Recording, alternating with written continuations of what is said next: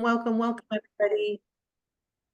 Welcome, everybody. We're just going to wait a minute or two until everybody is logged into the meeting. We have more people coming in right now. It's wonderful that you are here joining our session.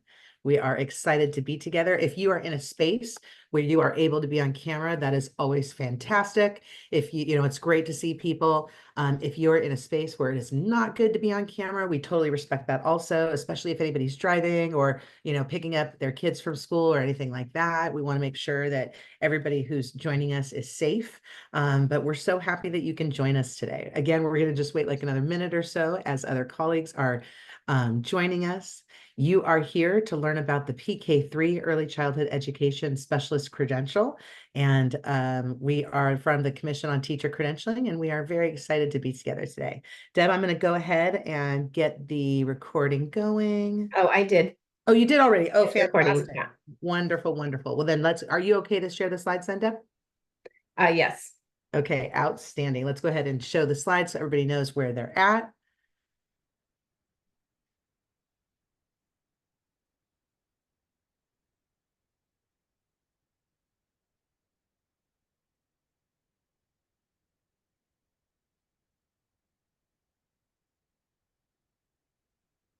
All right. Everyone see the slide okay?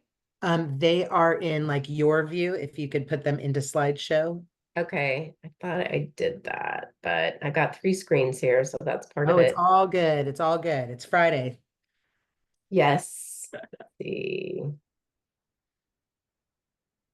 Okay. It's not wanting to cooperate here very much. Oh, no? Okay. Do you want me to try from my side? Uh, yeah, go ahead because it's reading Okay. my 3rd screen. Okay, just give me a second. Thank you, everybody, for being patient for just a moment here. Actually, you know what, Deb? I think I closed myself out. Let me see. Oh, no, maybe I've got it right here. Let's see. Okay. Thank you, everybody, for your patience while we have a little bit of a tech issue here. We appreciate you being patient with us. Okay. Just one moment. I'm almost there.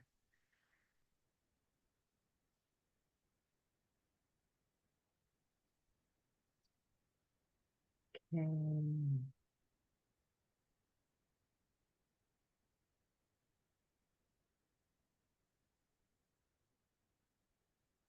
Okay, now the only thing though, Debbie, in this way, I'm not going to be able to see chat at all. So you're going to Okay. have to let me know Yep. if things are happening in I chat. will for I sure. so apologize, everybody, that I won't be able to watch chat as I'm in this format.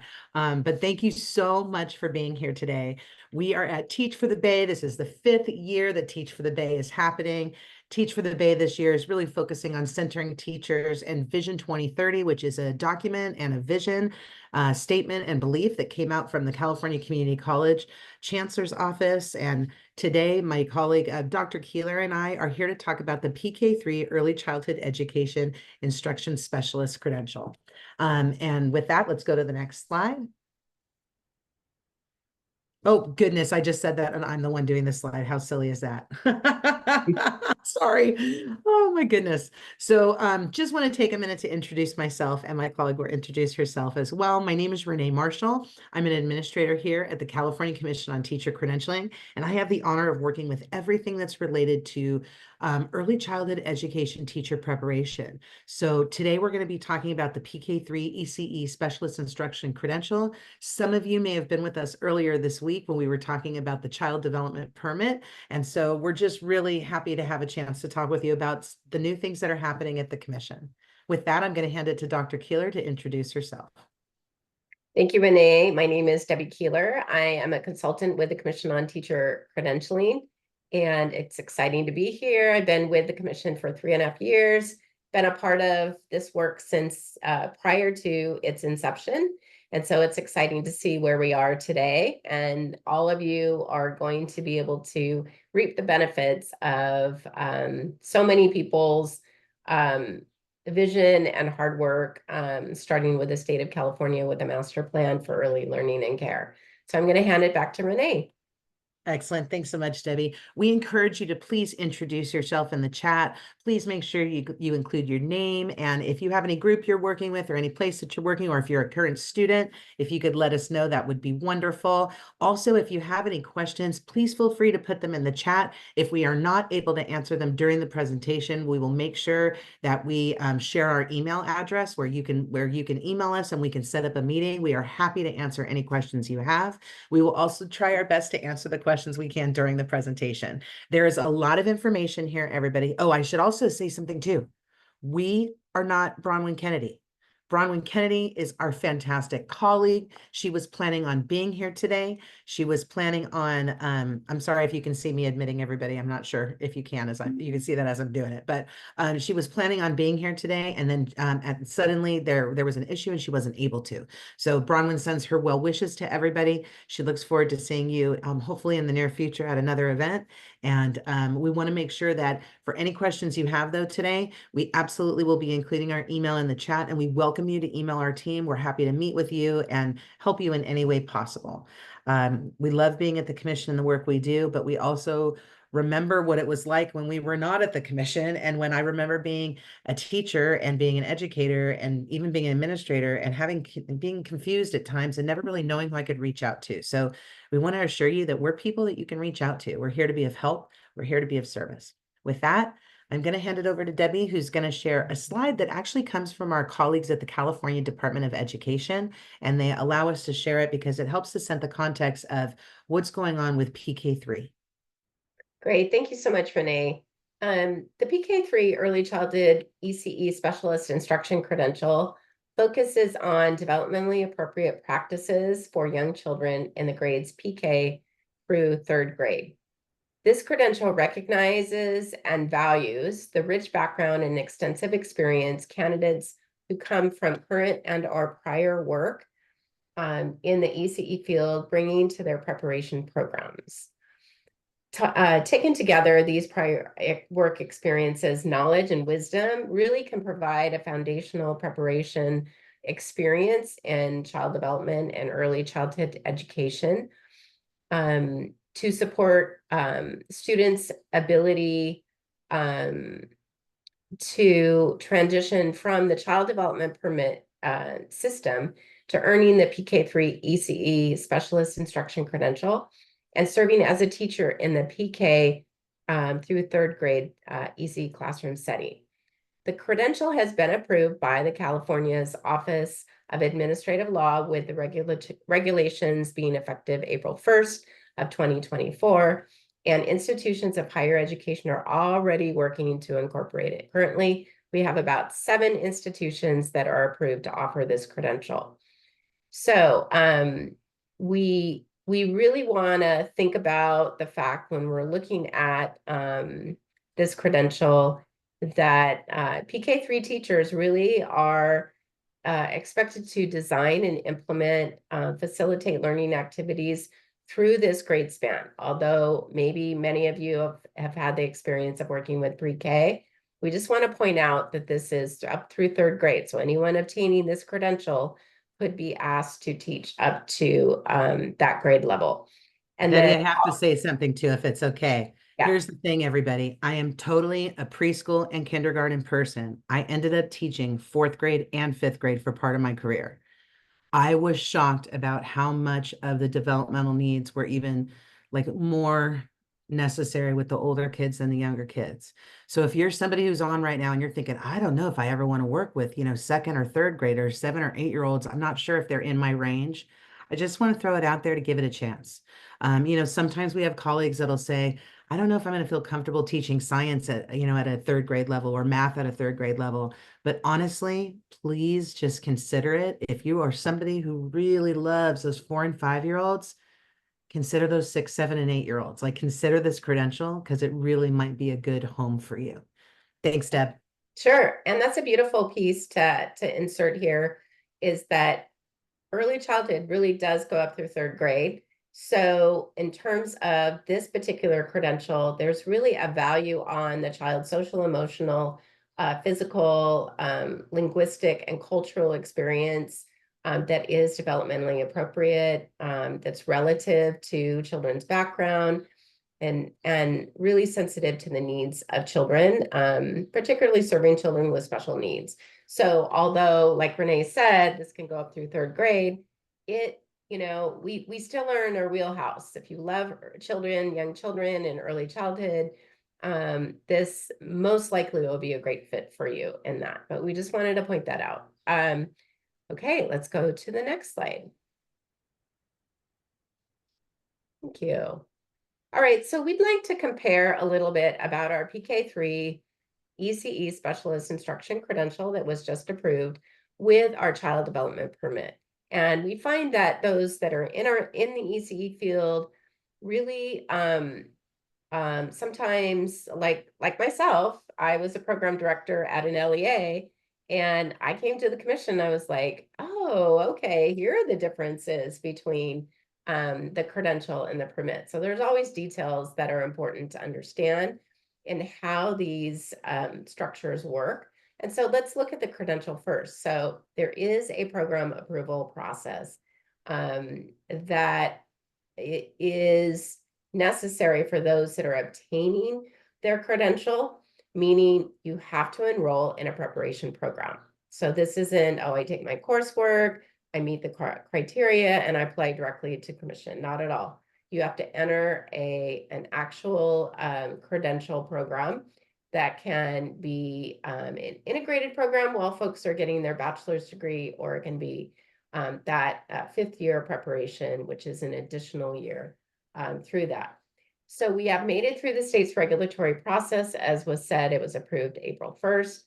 Individuals must enroll in that when those programs are available, and currently we have 7 that are available. There are ECE program standards for this credential, and there are teaching performance expectations, which we use the acronym TPEs, which are the standards that we require for this credential in, I believe it's 8 separate domains there. And so we just want to point that out, that there are specific standards for the institutions to follow, as well as there are standards that the students must meet or need to meet or show competency for before they enter into a classroom space. So when we look at the child development permit, it's a bit different. So individuals may take their coursework and meet the criteria, and then apply individually to the commission. So that is our current state for the permit structure. And we may, in the future, that may be something in terms of preparation.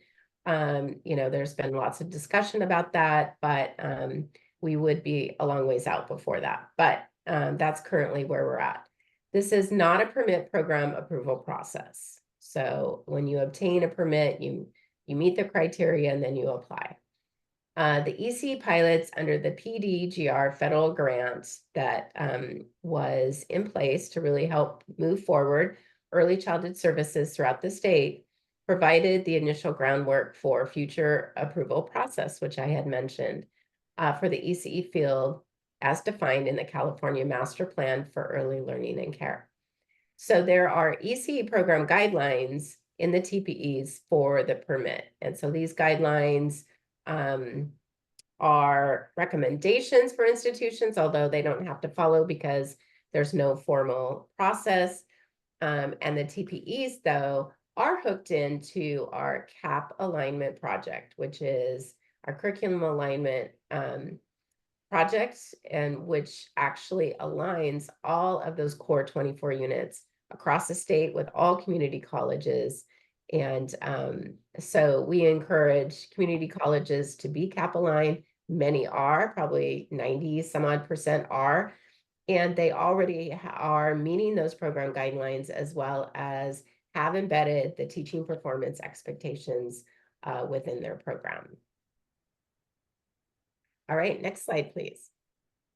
So who can earn the PK-3, who can teach PK-3 classes in California's public schools? First off, multiple subject credential holders can. Multiple subject intern credentials holders can. Emergency specialist teaching permit in ECE, those people can. Other types of short-term permits and or waivers. and PK-3 Specialist Instruction Credential holders. Now, one thing to note, in terms, just the last time we gave the session, we had people say, wait a second, is there anybody who officially has the PK-3 credential? That's a great question, because the programs have just started. So how could somebody already have the credential? We're going to talk a little bit about that later, but if you are somebody who's got a multiple subject credential already and 24 units of early childhood education, you are somebody who's going to be eligible for this credential from that route as well.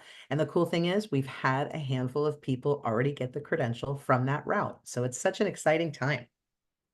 Okay, now we're going to get into the meat here, everybody. So get ready. The requirements for the PK-3 Early Childhood Education Specialist Instruction Credential.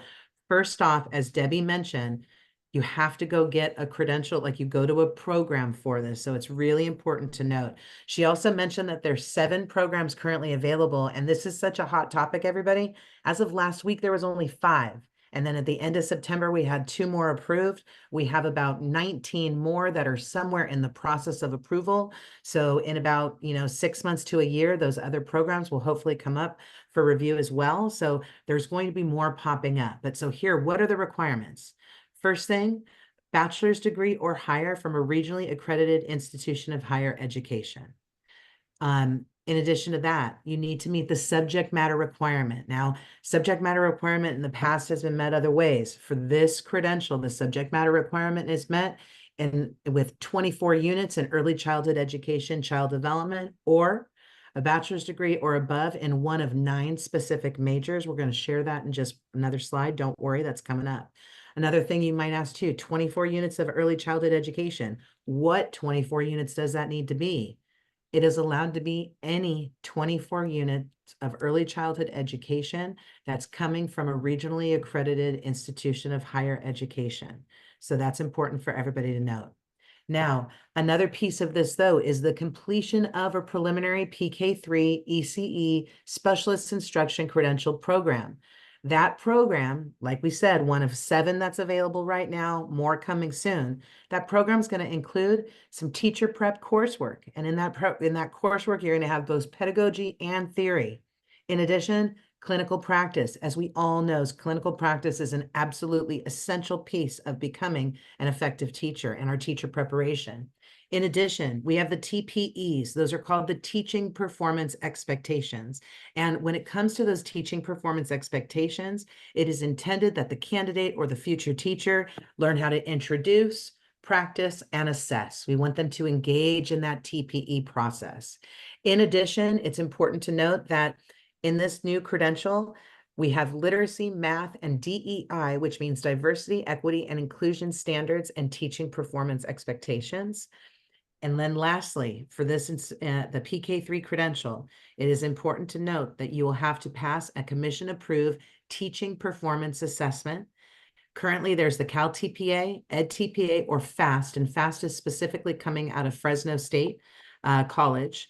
The RICA, or Literacy Performance Assessment, will be cycle 2 of Cal TPA, and the PK-3 performance assessment when that becomes available. So that passage of that teaching performance assessment is part of you going through the whole process in order to obtain the credential. Don't worry, everybody. You will absolutely get these slides. We will email them out to everybody after later today. We will send an email out or possibly at the latest on Monday with the slide deck. Now, it's important to note, we mentioned that there's a subject matter requirement. And in the past, subject matter requirement, like for other credentials, was met with like a CSET.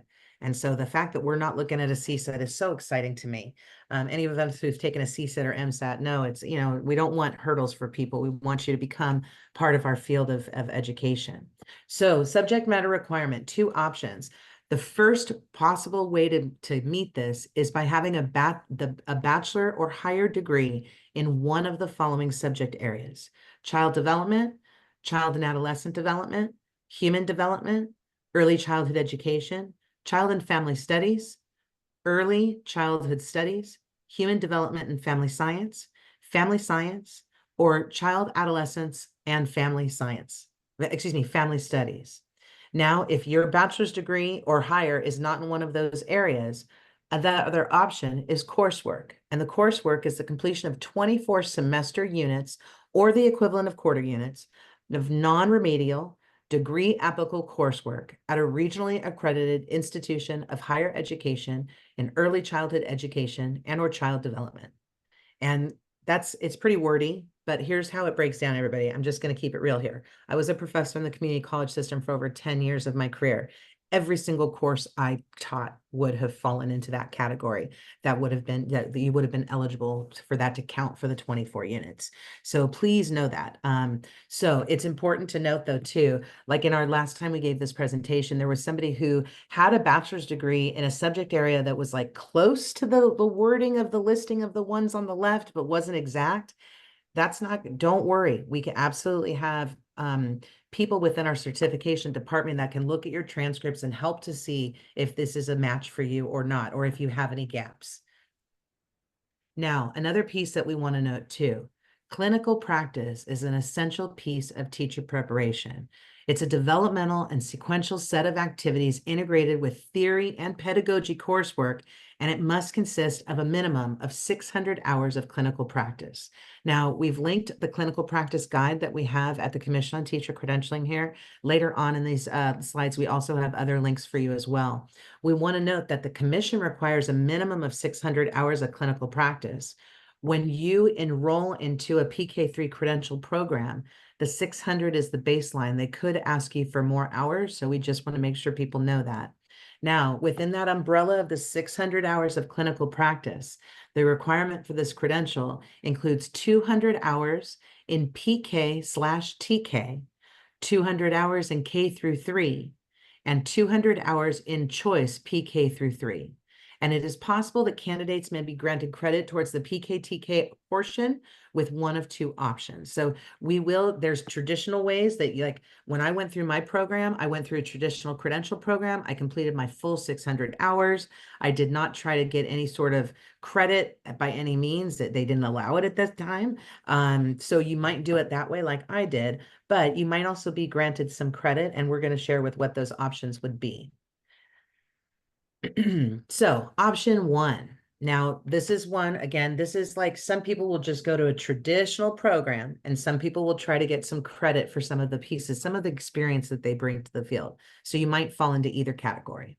Now, if you're trying to get credit, there is an option one, which gives some professional equivalency for clinical practice, which means you'd have to have one of the following, which would be a child development permit at the teacher level or higher, be the lead teacher in a Head Start program, or the lead teacher in Child Care and Development Center serving preschool age children, and have at least 6 years or more of satisfactory full-time teaching.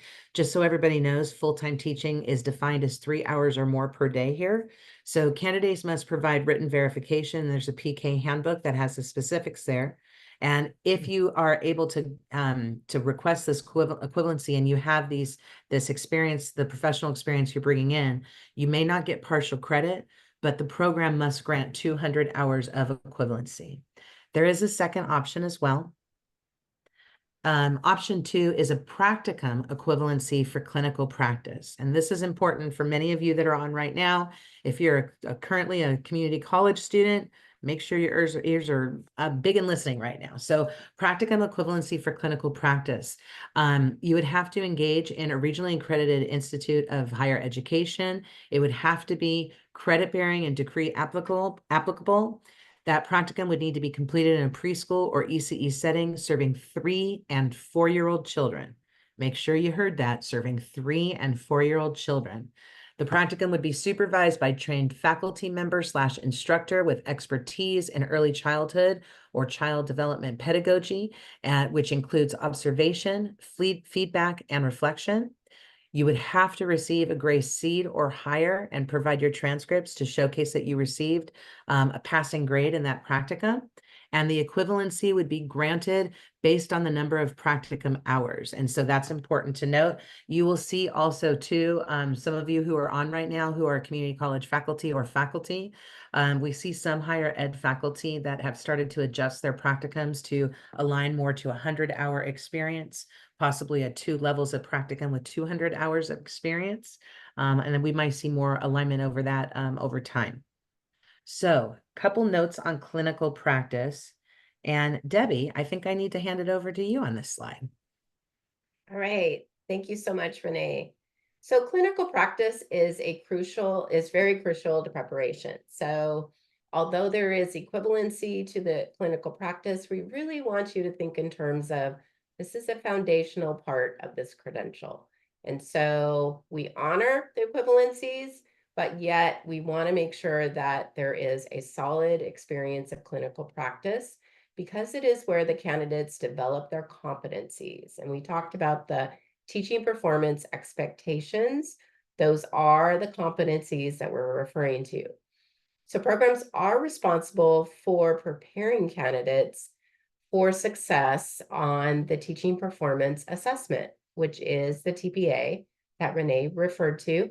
It is an assessment that assesses your planning and observation of children. And so it's a whole set of assessment questions that you'd be responding to.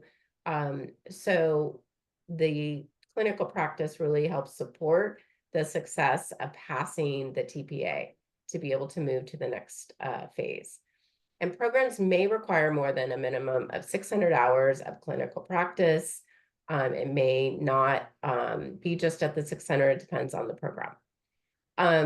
If the equivalencies are granted, programs may combine work experience, if you meet that criteria of option 1, and practicum of option 2 for up to a total of 400 hours for that equivalency, which would leave you an additional 200 hours that must be taken at the K-3 level.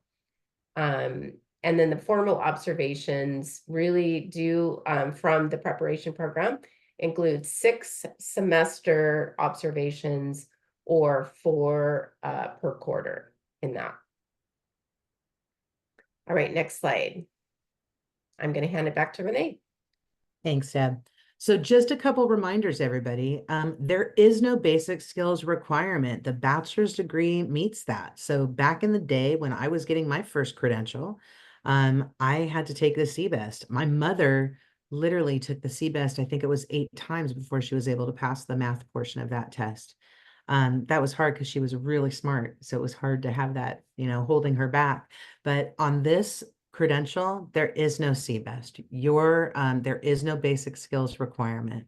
In addition, the subject matter requirement is met by degree or coursework. There is no CSET. So when we were talking about those 9 different possible degrees or the 24 units in early childhood education, that's what this subject matter requirement is about. So it's important to note that. It also is important to note, and we shared this with you, that possible, professional equivalency for clinical practice. You might come in and need to complete all 600 hours, but you might be somebody who's on right now that between your work experience and or practicum experience, you might already have a bulk of that 600 hours completed before you join that program, which is really exciting. We're hoping to, part of this is really honoring all the experience that the field of early childhood education brings to this credential.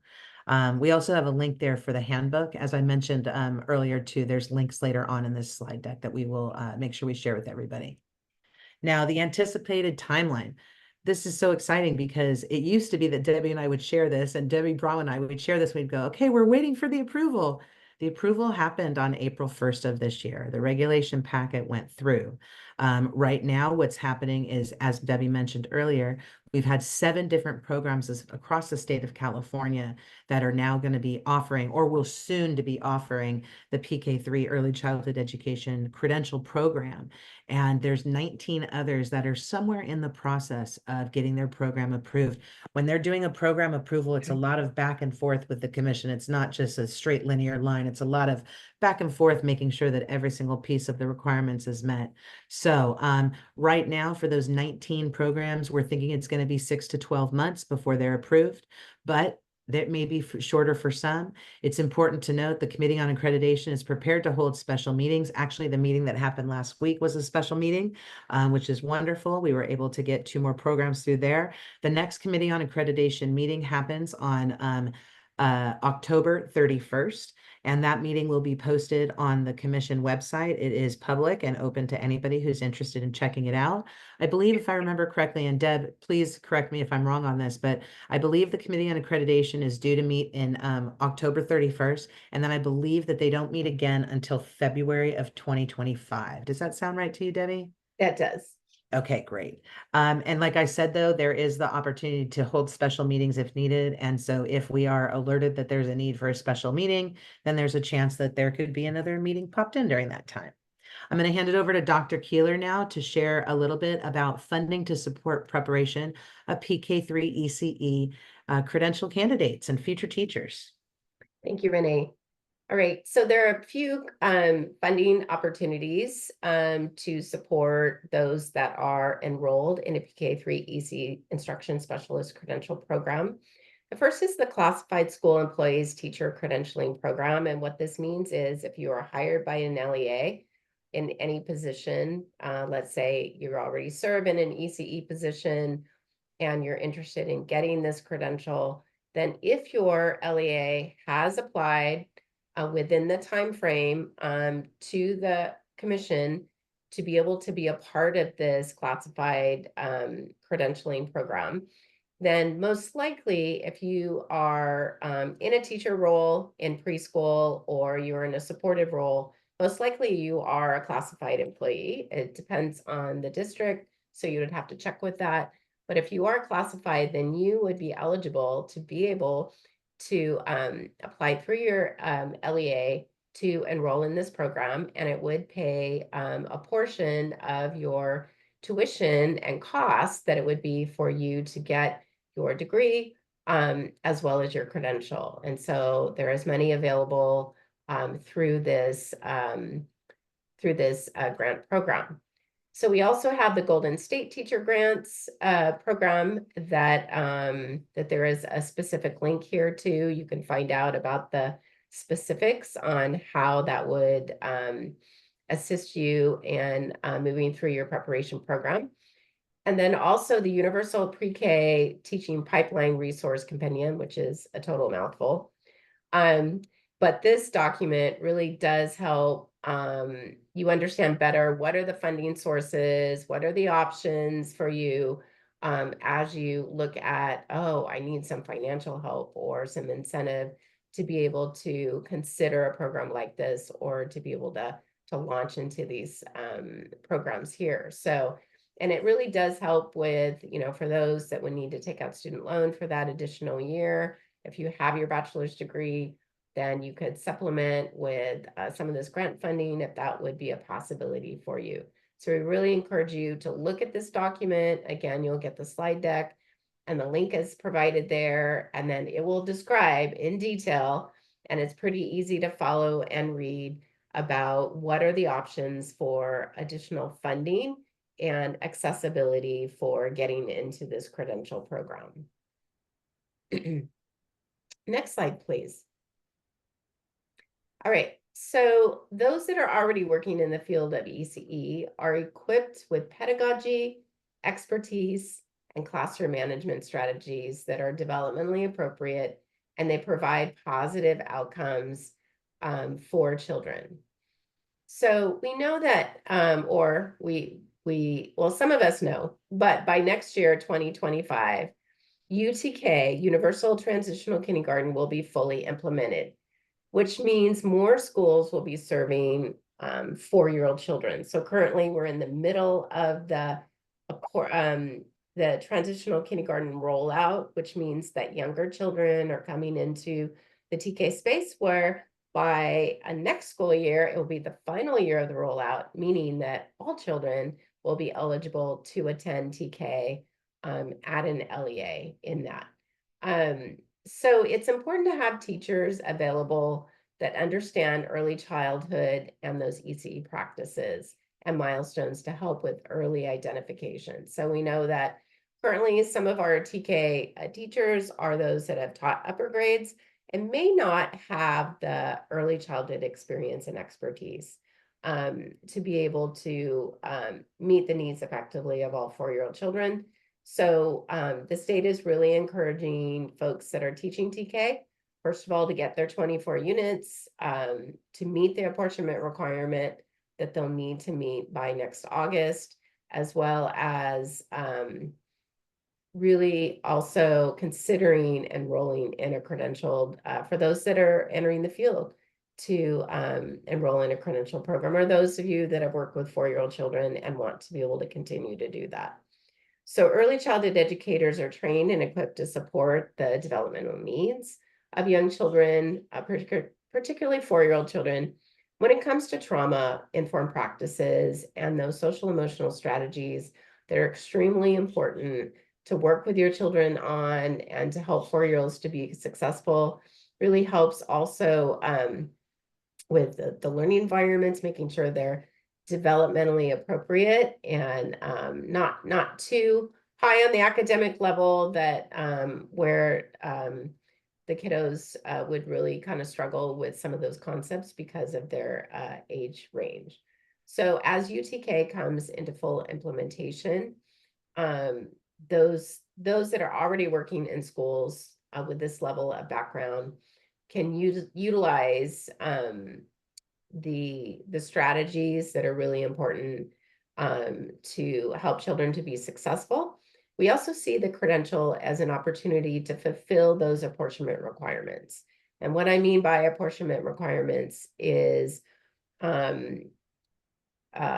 few years back, the California Department of Education made an additional requirement besides somebody earning their credential. So a multiple subject holder can teach in TK. They are authorized to do that. But in addition, the CDE has said, we want anyone that's going to be in the TK classrooms, if you want money from us, from the state, to pay for these classrooms, we want the teachers to be able to be knowledgeable about young children. And so they created what's called the apportionment requirement, which has a deadline of August 1st of 2025 to either have 24 units in early childhood education or to have their teacher level permits already in hand, or to have an equivalency that would be designated by the LEA. So they would have to meet one of those requirements in there to be able to continue to work in TK. So this credential provides an option where if you get this credential, there's no questions asked, you've met those apportionment requirements. So very exciting. We have an opportunity to hear, and we will kind of go back to our chat and answer some of these questions the best that we can. But we're going to hear a few scenarios of who might be interested in this credential. So I'm going to hand it back to Renee. Thanks, Debbie. And these are just a couple scenarios, honestly, because this credential is for everybody.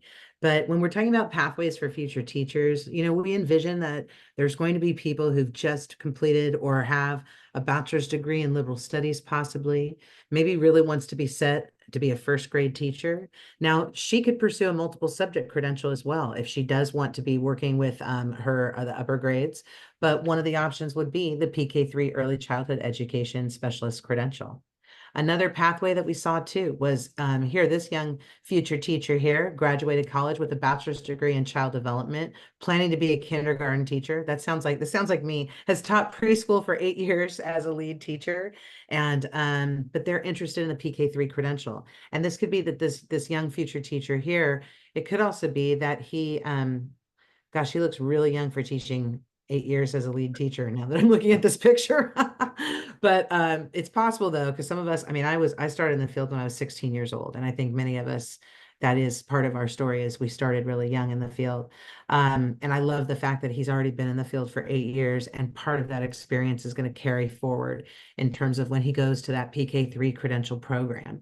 He'll be not only trained by the program, but knowing that he's already taught for 8 years, he comes in with a bachelor's degree in child development.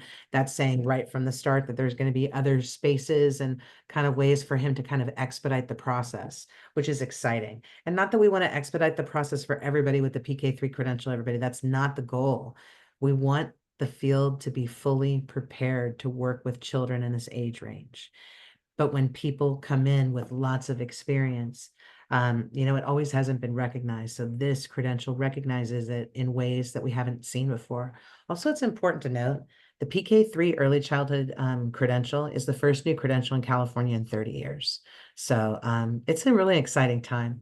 We also have another example here, a pathway for a future teacher. Now, this teacher here has a site supervisor child development permit, has been teaching in a preschool setting for 25 years. Again, she looks very young as well. But the same idea, though, coming in with a child development permit, coming in with experience, how does that make a PK-3 the right match for her? This could be somebody who also has been interested in moving into the TK through 12 salary schedule, because that is often different than the other schedules that we are sometimes placed on, depending on what position we have within, within the preschool setting or within the early childhood setting. So that's another opportunity there. But the Pathways for Future Teachers is just a couple examples. We're hoping that maybe one of these people looks familiar to you and it feels like this could be a pathway for me. That is the goal of us sharing this. The people who are going to have PK-3 credentials will look like, hopefully it will be a diverse, wonderful group of people who have many of them multilingual, many of them bringing lots of funds of knowledge and cultural assets into the TK through 3 space. We're really excited to see what's going to happen in the next few years. I know right now, I know a TK teacher who just won Teacher of the Year, and I'm so honored to say that she was in my early childhood classroom probably about 10 years ago. And so it's exciting to see what's happening in transitional kindergarten, plus honestly, all the way up to 3rd grade in TK through 12 education. Now, before we start to go to questions, everybody, we just want to share this information here with just some resources. So we have a website, we have a handbook that's related to the PK-3 credential. We have a clinical practice guide that specifically talks about that clinical practice piece. That really gets into a lot of specifics. That's really intended, like for those of you who are here from higher education, who maybe are starting a PK-3 program or thinking about starting a PK-3 program, that guide will be very helpful for you. There's also an FAQ page related to the PK-3 ECE credential that might be helpful for y'all. 2 other things we want to alert you to. Within the early childhood education team at the Commission on Teacher Credentialing, we have a newsletter that goes out at least once a month that we try to share as much as possible about what's going on with early childhood education here at the Commission on Teacher Credentialing, but we'll also even share resources and upcoming events from our friends and colleagues at different other agencies and nonprofits and other groups that work related to early childhood education. That, as I said, that ECE news comes out usually once a month. And if you are interested, you just click on that link and you'll be able to join our mailing list there. In addition to that, we have the PSD news, and that stands for the Professional Services Division. And that is our larger division that we work with at the Commission on Teacher Credentialing. The PSD news is a weekly newsletter that comes out every Friday afternoon, usually about between 3 to 3:30. And I personally have subscribed to the PSD news for as long as I can remember. I remember sitting in my desk at the community college that I worked at, and every Friday I would scroll through it. I'd look to see what, it would share everything that's coming up at the Commission on Teacher Credentialing in terms of webinars, in terms of grants, in terms of, upcoming office hours or upcoming, like now we have Community Circle, we have Office Cafe. And so it just gives you the up-to-date on what's happening at the commission within our division. And that also includes performance assessment. So if you'd like to, please subscribe there.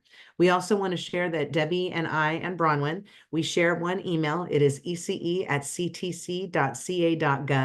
And we respond as quickly as we can, usually within 24 hours to those emails. We are on Monday through Friday, though, so over the weekend. If you write us over the weekend, we will reply on Monday, most likely. But please feel free to email us at any time at that email. We're happy to meet with you, especially like when I get off, when I pull off the slides. If some of your questions are more like personal situation questions, we're happy to meet with you to talk it through.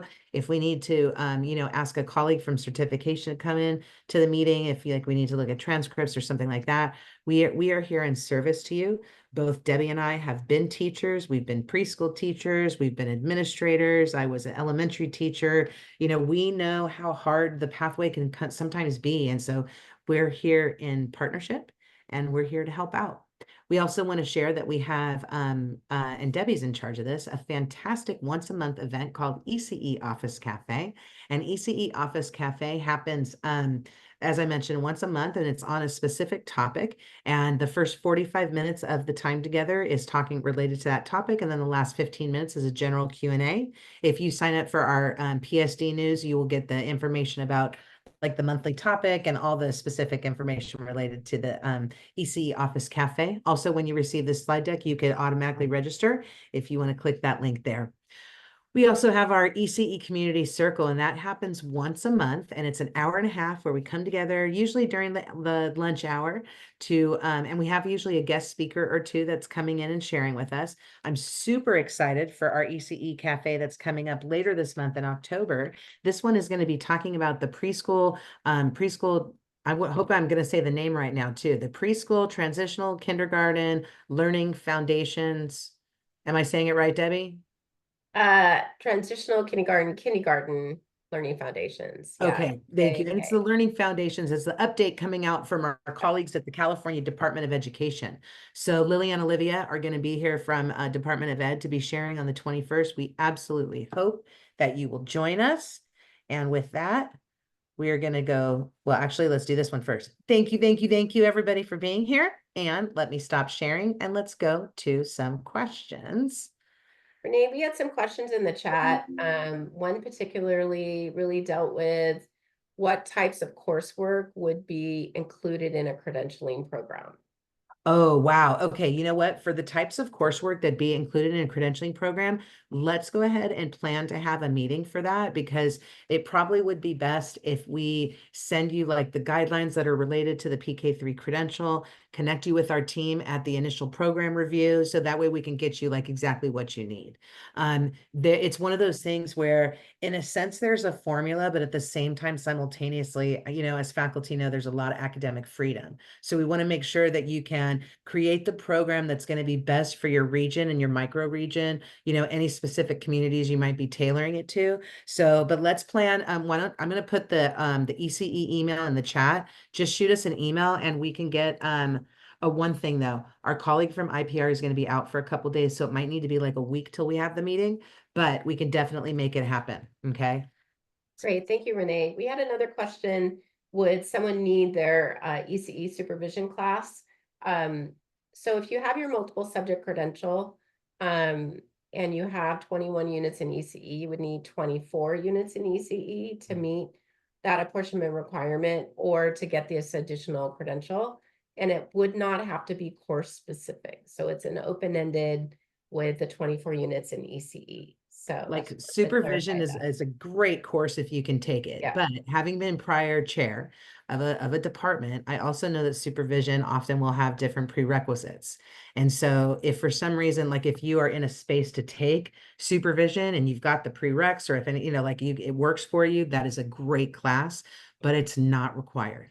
So those 3 units could be any 3 units. So you could come and take, the art class with me for 1 unit or 2 units, and that would count as well. So it's important to note that. Also, sorry, I put on my faculty hat. After you've done a job for like over 10 years of your career, it's hard not to remember what that's like. Thanks, Renee. So let's take one more question from the chat and then we'll just open it up for anyone that wants to just unmute or raise their hand. So for clearing the PK-3 credential, will the educator need to be working in a PK-3 setting in order to clear it with induction? I'm not sure if this is the right forum for this question. Ashley, it's a great question. First off, induction's a little tricky too. It depends on your district. Like my niece right now she's in her year 4 of teaching and just started induction this year because her prior district didn't have it as an offering for her. So that I'm not meaning to complicate things at all. Okay. But in order to be in induction, you need to be in the job. So that's a part of it too. So in order to do, and at this time, I don't think we've had any induction guidelines come out yet. Debbie, am I correct on that? I don't think so. I don't believe so. So Ashley, also, like I'll put the email in the chat. If that didn't answer your question, just shoot Deb and I an email and we are happy to meet with you and we can get more into it by all means and get to your question more directly. You bet. You bet. I love chat because then we can talk without talking. All right, great. Well, so we'll open it up for questions if you want to raise your hand or we'd be happy for that or continue to post. We've got, I think, a few more minutes. Oh, okay. There's a great question in here from Yi. This is a great question. Okay. So just want to ask in the future, after I'm done with my PK-3 credentials, say I would like to change my position and teach fifth graders. Can I make up the difference of two credentials and make it to a PK-5 credential? Great question. At this time, there is not an equivalency to like in order to have like a supplemental fourth, fifth, and sixth credential at this time. At this time. We're not working on it yet, but at this time, it doesn't exist. It doesn't mean it can't exist. So again, we can't promise anything. We can tell you that this is absolutely one of the spaces where the ECE team is looking into education code. It's looking into regulations, and it's looking to see what could be done in that space. Also, at this time, there is no assessment that we know of that only focuses on the curricular areas of fourth, fifth, and sixth grade. So that's part of this kind of like larger picture as well. So Yi, that's a great question.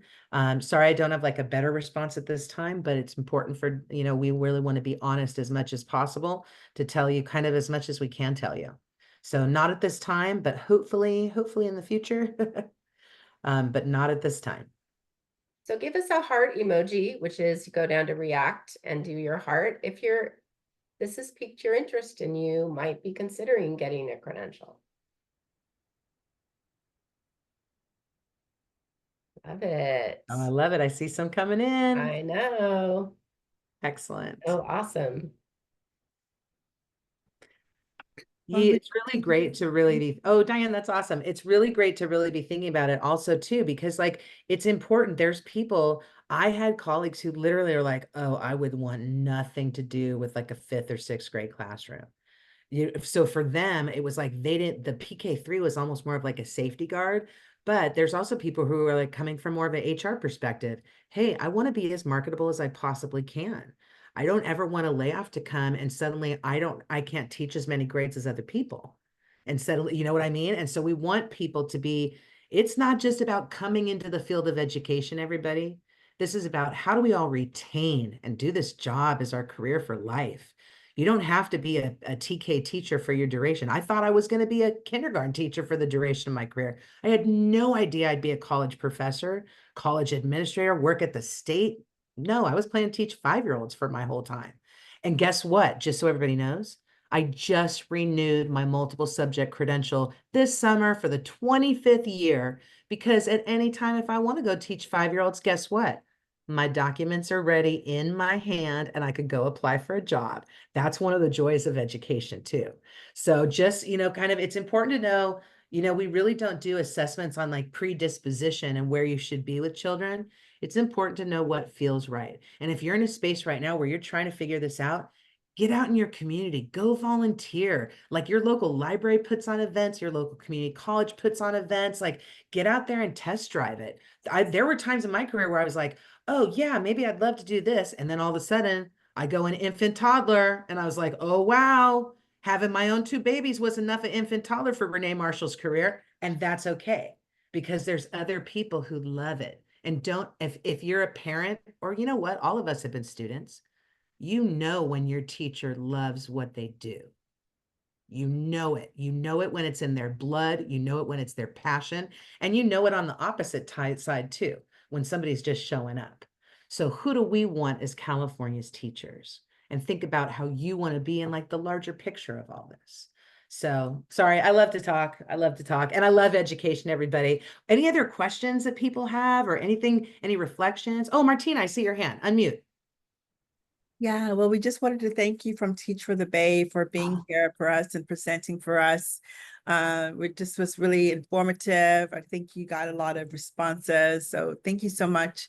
I did put in the chat an evaluation. So if people want to respond to that, and also if they want to sign up for other workshops, but this was very informative. So thank you so much. Oh, thank you so much, Martina. And thanks for everybody for what you do for Teach for the Bay. Also, everybody, those evaluations are what helps to get funding, to keep things like this happening and to keep them free and to keep them available to all of us. So please take time to fill out evaluations for the conference, because your word makes an impact. Debbie, anything else before I guess we'll wrap for today? We're just I just minutes wanted to say, consider the credential. I mean, even for those of you who are multiple subject, you're like, why would I want another credential? Well, because it really, like Renee was saying, it's a paper, or it's an authorization, or it's a number with the commission that's saying you are specializing in early childhood education and you will be marketable in the future because of the expansion of TK. So we really encourage you to consider it. Excellent, Deb. Well, I am putting it one more time in the chat, everybody. Thank you so much for being here. Please feel free to reach out to Deb, and Bronwyn at any time. We are at ece@ctc.ca.gov. Everybody have a wonderful rest of the day and keep showing up for Teach for the Bay. Tomorrow's group is going to be so good when they do the student panel. Make sure you're there for that, everybody. Totally inspirational. And if you're feeling like the gas in the car is low, it'll feel like your gas pumps up after that one. So keep showing up for the sessions. I know it's a long conference. You are investing in yourself as a professional. So keep it going, everybody. Have a wonderful rest of the day. And we look forward to seeing you soon. Take care, everybody. Thank you for coming. Good to see you.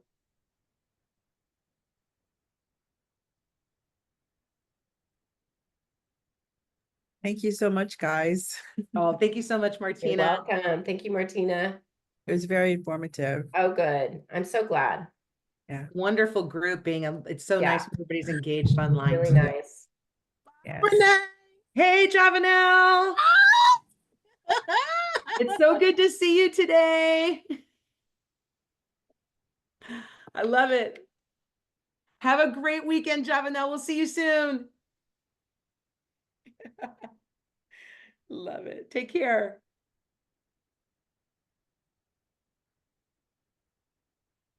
Thanks so much, Debbie. That went well. It was really nice to have a chance to talk with everybody today. Yeah, it was good. It was a really Awesome. good session. Yeah. Okay, so let's take a minute and then we'll log into our 2:15. Okay, sounds good. Okay, sounds good. I'll see you All right. soon. Bye, Deb. Okay, thanks. Bye.